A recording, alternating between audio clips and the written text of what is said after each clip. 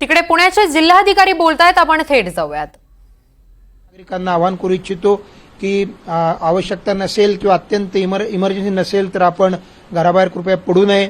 लहान मुलांना थोडंसं जबाबदारीनं आणि काळजीपूर्वक सुरक्षिततेची सर्व उपाययोजना आपण कराव्यात। ज्या ठिकाणी इलेक्ट्रिकल वायर्स आहेत किंवा ज्या ठिकाणी अशा प्रकारचे डीपीज आहेत त्या ठिकाणी जवळ जाणं टाळावं, कारण इलेक्ट्रिकच्या शॉकनी पुण्यामध्ये 3 व्यक्ती दगावल्यात। नदीपात्रामध्ये त्यांची बुर्जीची गाडी होती आणि ती काढण्यासाठी ते गेले असता पहाटे त्या 3 युवकांना शॉक लागल्यामुळे त्यांचा मृत्यू झाल्याची बातमी आमच्या समोर आली आहे। त्या तिघांना उपचारासाठी दवाखान्यात हलवलं होतं, परंतु उपचारादरम्यानच त्यांचा मृत्यू झाला। तर सर्व नागरिकांना आमचं आवाहन राहील की अशा प्रकारच्या कुठल्याही सर्व खबरदारीच्या उपाययोजना प्रशासन करतंय, आपणही जरूर सुरक्षिततेच्या सर्व उपाययोजना कराव्यात। धन्यवाद।